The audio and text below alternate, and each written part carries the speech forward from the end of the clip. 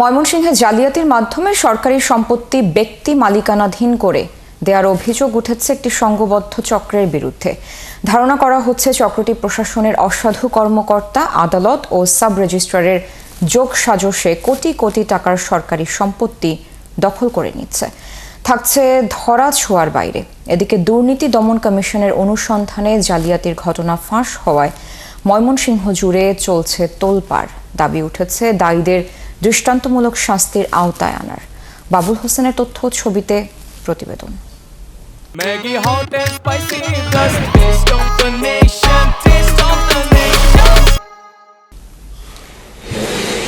ক্রয়সূত্রে ময়মনসিংহের জেসি গুহ রোডের একটি জমির মালিক ছিল বাংলাদেশ পাটকল কর্পোরেশন, কিন্তু দীর্ঘদিন পরিত্যক্ত থাকায় পরবর্তীতে জমিটি জেলা প্রশাসনের নামে রেকর্ডভুক্ত হয়। পরে সিনিয়র সহকারী জজ আদালতের বিচারক জমিটি তারাকান্দা উপজেলার মিরাজ উদ্দিনের নামে রেজিস্ট্রি করে দেওয়ার নির্দেশ দেন। আর চলতি বছরের জুনে 100 কোটি টাকার জমিটি রেজিস্ট্রি হয় মাত্র 5.5 লাখ টাকায়। এ নিয়ে গুঞ্জন শুরু হলে গত 24 আগস্ট অনুসন্ধানে নামে দুদক। আদম যে জুটমেলের গুদাম ছিল আর কি, এখন এটা পাবলিকের কি করে এত বড় একটা জায়গা। বিজিএমসির অফিস ছিল, এখানে পাট মন্ত্রণালয়ের কাজ করত। এখন এই সরকারি জায়গা কিভাবে ব্যক্তি মালিকানায় রেজিস্ট্রি হয়? অভিযোগ উঠেছে জালিয়াতির মাধ্যমে সরকারি জমি হয়ে গেছে ব্যক্তি মালিকানাধীন।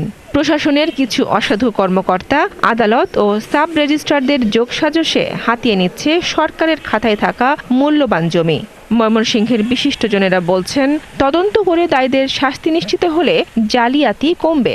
এইখানে প্রশাসনের যোগ ছাড়া একটা অক্ষরও লিখিত হয় নাই আর কি।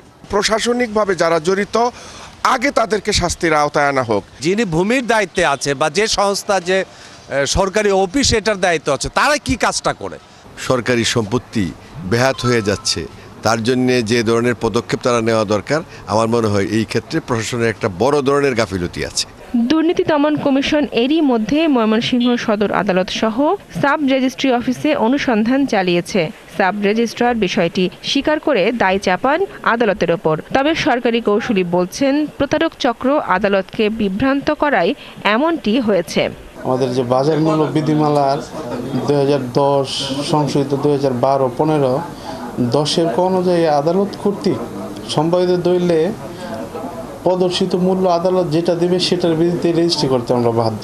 আমার দৃষ্টিতে এটা প্রতারকই মনে হয়। এটা একটা বড় ধরনের একটা চক্রটা তারা বাদী বিবাদী আইসা কোর্টকে মিসগাইড করে তারা একটা আপোষনামা দিয়েছে।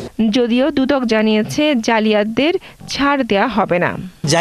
জালিয়াতিটা যদি প্রুফ হয়ে থাকে তখন সে জিনিসটা আদালতের কাছে উপস্থাপন হবে, সেটা তখন আদালত সেটা আবার বিবেচনা করে দেখবে। এটা তো আদালতের অর্ডার।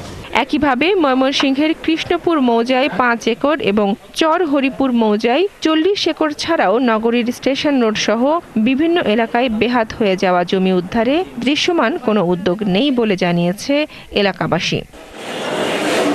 বনশ্রী হালদার, 71।